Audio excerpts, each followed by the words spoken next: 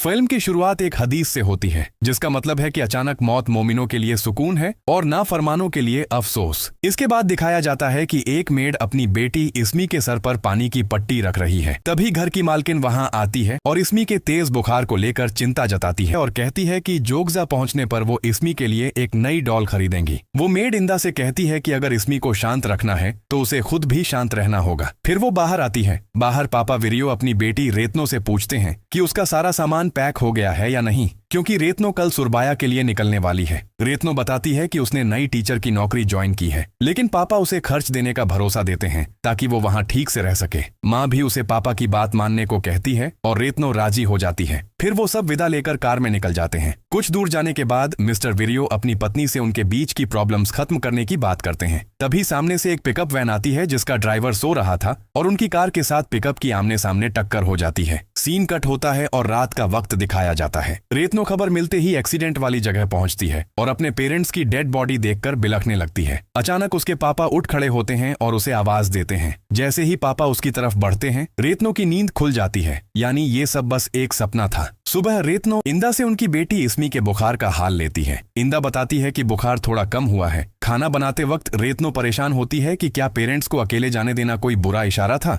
इंदा उसे समझाती है कि ये सिर्फ एक बुरा सपना था। इंदा उसे काम पर ध्यान देने को कहती है और भरोसा दिलाती है कि वो माँ बाप का पूरा ख्याल रखेगी। फिर इंदा सुरबाया के अमीर लोगों को लेकर रेतनो के साथ थोड़ा मजाक करती है। इंदा कहती है कि सुरबाया में शायद उसे कोई अमीर पति मिल जाए। रेतनो भी मजाक में कहती है कि उसके नसीब में कोई अमीर पति नहीं बल्कि कोई पागल ही लिखा होगा। तभी दरवाजे पर कोई दस्तक देता है और इंदा देखने जाती है। रेतनो बाहर आती है और एक बुरी खबर सुनकर टूट जाती है। सीन अब हॉस्पिटल में शिफ्ट होता है जहां हम वाती को देखते हैं। पास ही उसका पति मोबाइल पर गेम्स खेल रहा था और उसके छोटे बच्चे इधर उधर दौड़ रहे थे। वाती अपने पति बगास को फटकार लगाती है क्योंकि परिवार इस वक्त दुख में है और वो उसे थोड़ा सीरियस होने को कहती है। थोड़ी देर में रेतनो भी वहां पहुंच जाती है। रेतनो वाती की बहन है। फिर वो दोनों मॉर्ग जाकर अपनी माँ की डेड बॉडी देखती हैं और खूब रोती हैं। फिर वो पापा के पास आती हैं जो वेंटिलेटर पर हैं। रेतनो को खुद पर गुस्सा आ रहा है, लेकिन वाती कहती है कि पापा सिर्फ मशीन के सहारे जिंदा हैं और उन्हें इस तरह बांध कर रखना सेल्फिशनेस है। वाती कहती है कि पापा की एक बार की दवाई के खर्चे में पूरे परिवार का महीने भर का राशन आ जाएगा। इतना खर्चा भला कौन उठाएगा। आखिर में वो फैसला करती हैं कि पापा के आखिरी पल परिवार के साथ बिताना ही बेहतर है। उनकी रिक्वेस्ट पर डॉक्टर उन्हें घर ले जाने की परमिशन दे देते हैं और जरूरी पेपर्स पर साइन लिए जाते हैं। इसके बाद घर में उनकी माँ के फ्यूनरल का इंतजाम किया जाता है। दोनों बहनें मिलकर अपनी माँ को नहलाती हैं। इसी बीच पापा को एम्बुलेंस से घर लाया जाता है। यहाँ मिस्टर विरियो की सेकंड वाइफ मिसेस गियम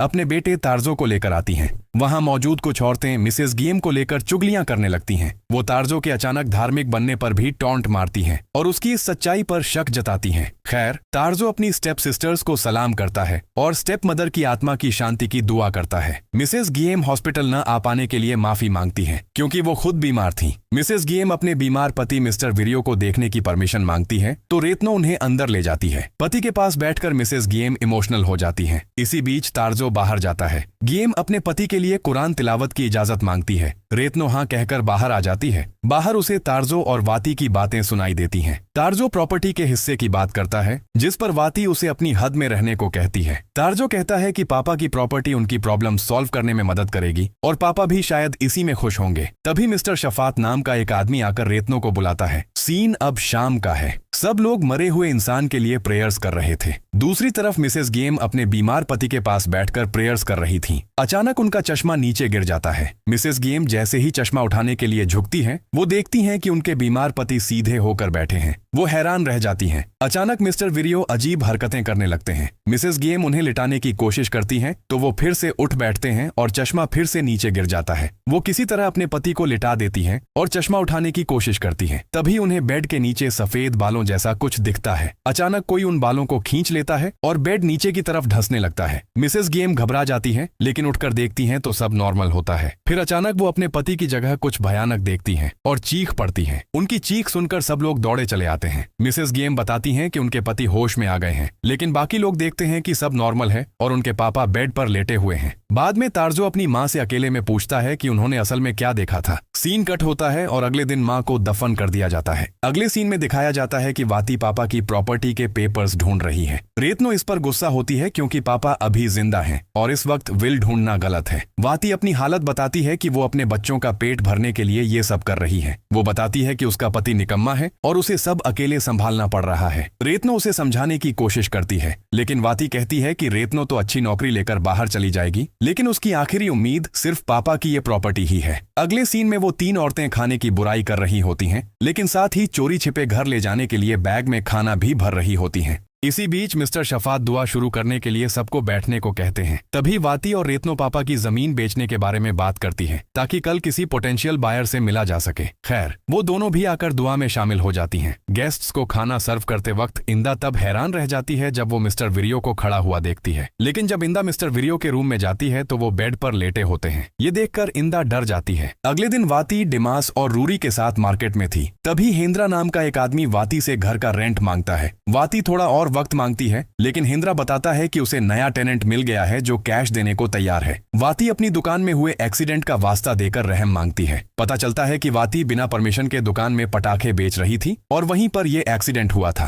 खैर, मिस्टर हिंद्रा उसे आखिरी बार 3 दिन का वक्त देते हैं और साफ कह देते हैं कि इसके बाद कोई बहाना नहीं चलेगा। इसी बीच तार्जो वहां आ जाता है। वाती और तार्जो के बीच जायदाद के हिस्से को लेकर झगड़ा शुरू हो जाता है। तार्जो धर्म का वास्ता देता है कि प्रॉपर्टी बराबर नहीं बंटनी चाहिए, वरना वो गुनाहगार होंगे। वाती तार्जो के अचानक धार्मिक बनने का मजाक उड़ाती है और उसे शराबी और वेश्या का बेटा कहकर इंसल्ट करती है। इसके जवाब में तार्जो कहता है कि उसकी माँ लीगली मैरिड है, लेकिन वाती उसकी माँ के कैरेक्टर पर कीचड़ उछालना जारी रखती है। तार्जो गुस्से में कहता है कि वाती एक दिन रोड पर आ जाएगी क्योंकि उसका पति निकम्मा है। ये सुनकर वाती उसे थप्पड़ मार देती है। तभी रेतनो वाती को संभालती है। सीन फिर से घर पर आता है जहाँ सब दुआ कर रहे थे। इसी बीच तार्जो की माँ कहती है कि उन्हें बाथरूम जाना है, लेकिन वो टॉयलेट जाने की जगह अपने पति के रूम में घुस जाती हैं और उनके तकिए के नीचे कुछ रखती हैं। ठीक तभी वाती और रेतनो वहां पहुंच जाती हैं। वाती मिसेस गियम के हाथ से वो चीज छीन लेती है और उन पर इल्जाम लगाती है कि एक तरफ उनका बेटा हिस्सा मांग रहा है और दूसरी तरफ वो पापा को जल्दी मारने की साजिश कर रही हैं। मिसेस गियम खुदा की कसम खाकर कहती हैं कि वो सिर्फ विरियो को बचाना चाहती थी। वो रेतनो के आगे गिड़गिड़ाती हैं कि वो उन पर भरोसा करे, लेकिन रेतनो भी उन्हें घर से निकलने को कह देती है और उन्हें अपना एम्यूलेट साथ ले जाने को कहती है। मिसेस गियम शर्म के मारे एम्यूलेट लेकर वहां से भाग जाती हैं। तब वो 3 औरतें फिर से तावीज को लेकर चुगलियां शुरू कर देती हैं। उन्हें शक होता है कि मिस्टर विरियो ब्लैक मैजिक करते थे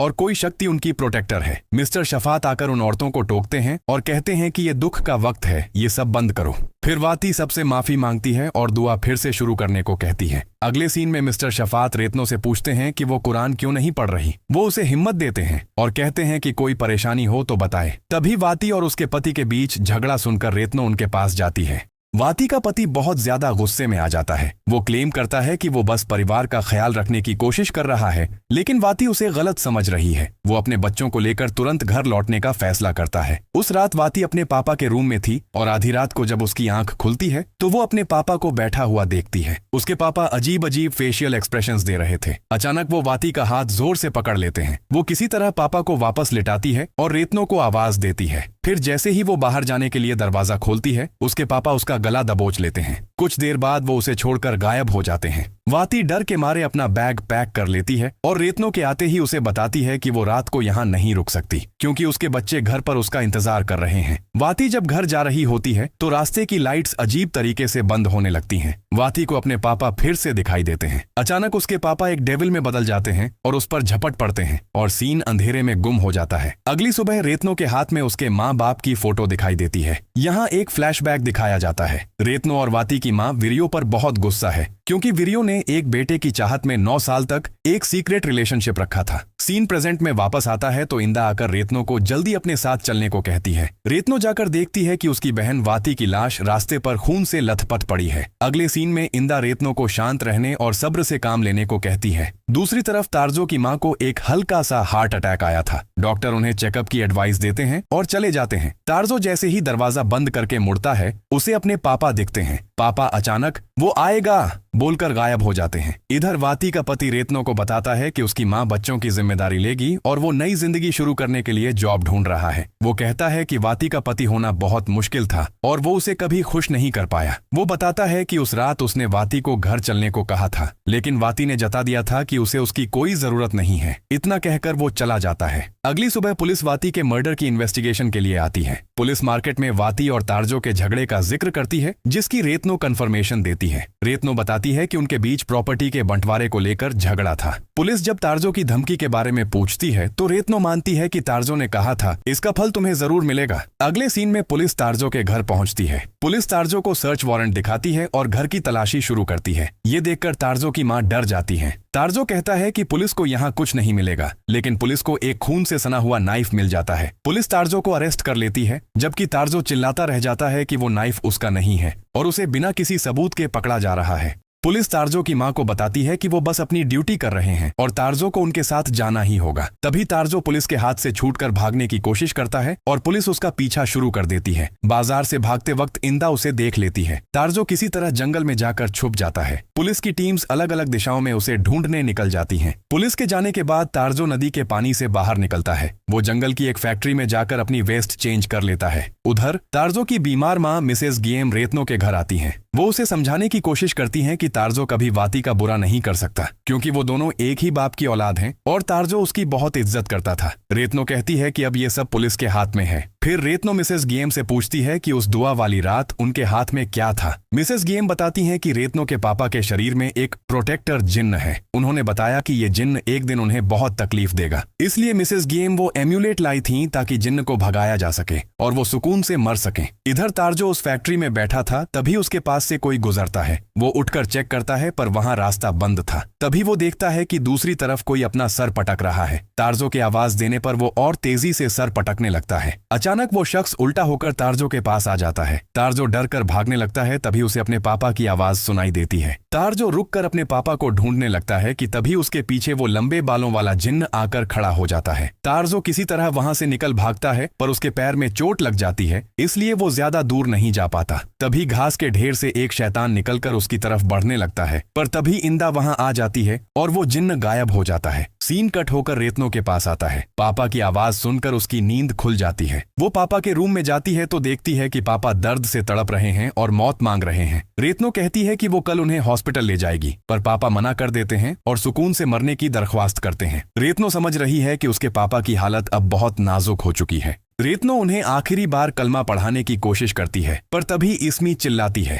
रेतनो इस्मी के पास जाती है तो वो बताती है कि उसने सपने में रेतनो को मरते देखा है। रेतनो उसे गले लगाकर समझाती है कि वो जिंदा है। फिर जैसे ही रेतनो पापा के पास जाने लगती है, अचानक लाइट्स चली जाती हैं और इस्मी डर के मारे रेतनो को ना जाने के लिए कहती है। इसलिए रेतनो इस्मी के साथ ही लेट जाती है, पर तभी असली इस्मी वहां आकर रेतनो से पूछती है कि वो उसके रूम में क्या कर रही है। तब रेतनो को एहसास होता है कि वो इतनी देर से उस जिन्न के साथ लेटी थी। तभी इंदा एक लैंप लेकर वहां पहुंचती है। इस्मी बेहोश हो जाती है और वो जिन्न रेतनो को छोड़ देता है। खैर, इंदा इस्मी को जगाती है और इस्मी दर्द के मारे चीखते हुए उठती है। वो दर्द से तड़प रही थी। तभी हमें इस्मी की पीठ पर एक अजीब सा जख्म दिखता है। अगले सीन में रेतनो मिस्टर शफात को बताती है कि उसने कुरान पढ़ना क्यों छोड़ दिया। रेतनो कहती है कि उसके पापा की दूसरी शादी के बाद से उनकी बस्ती बसाई जिंदगी पूरी तरह बदल गई, खासकर उसकी माँ की। वो सवाल करती है कि अल्लाह ने उनके साथ ऐसा क्यों होने दिया, जबकि वो रेगुलर नमाज पढ़ते थे और कुरान तिलावत करते थे। इसी गुस्से की वजह से उसने इबादत बंद कर दी थी। तब मिस्टर शफात उसे सूरह अद्दुहा की एक आयत पढ़ने को देते हैं, जिसका तर्जुमा है, तुम्हारे रब ने तुम्हें छोड़ा नहीं है और ना ही वो तुमसे नाराज है। वो समझाते हैं कि इंसान होने के नाते गुस्सा आना नेचुरल है, लेकिन अल्लाह बड़ा रहीम है और वो अपने बंदे को कभी अकेला नहीं छोड़ता। रेतनो को अब अपनी गलती का एहसास होता है।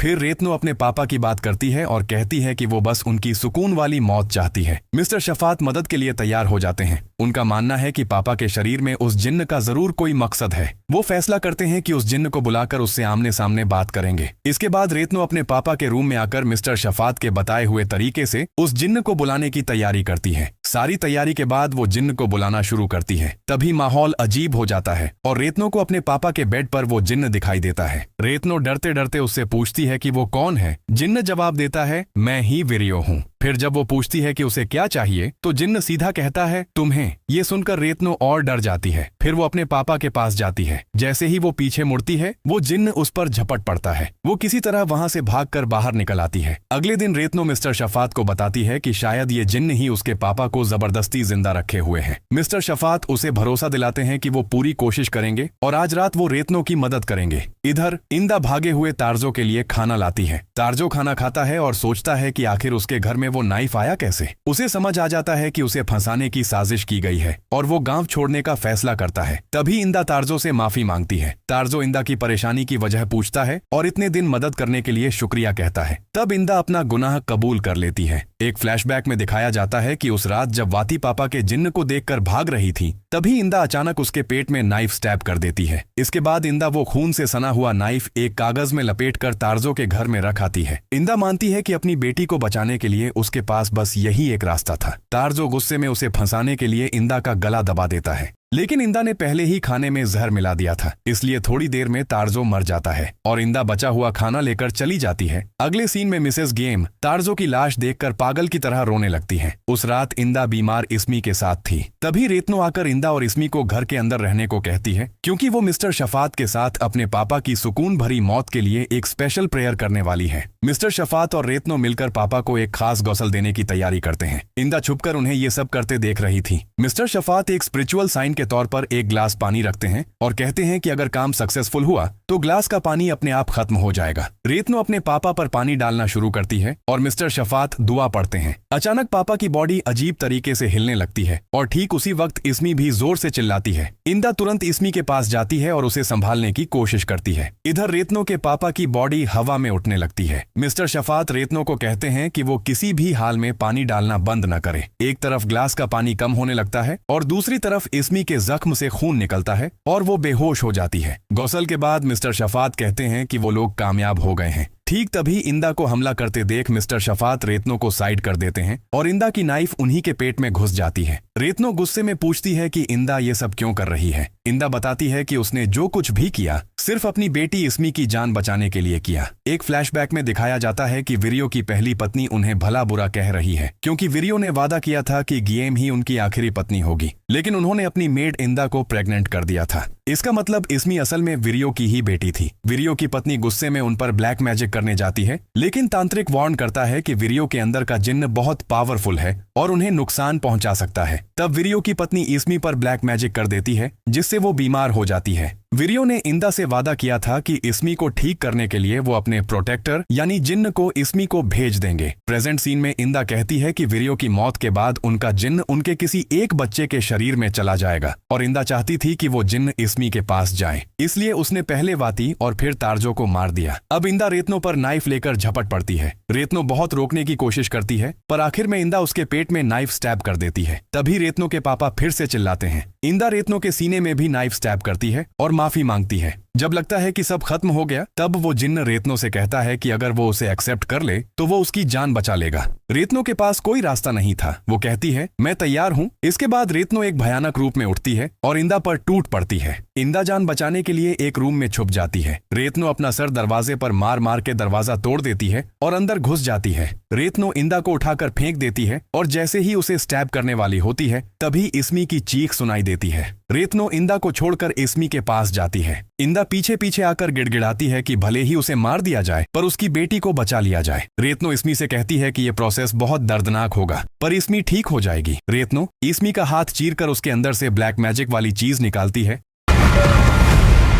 और जिन्न को दे देती है। इस्मी तब इंदा के पास आकर कहती है कि वो अब बिल्कुल ठीक है। फिर वो जिन्न रेतनो को छोड़कर चला जाता है। मूवी के लास्ट सीन में पुलिस आकर इंदा को अरेस्ट करके ले जाती है और रेतनो अपनी स्टेप सिस्टर इस्मी को शांत कराती है।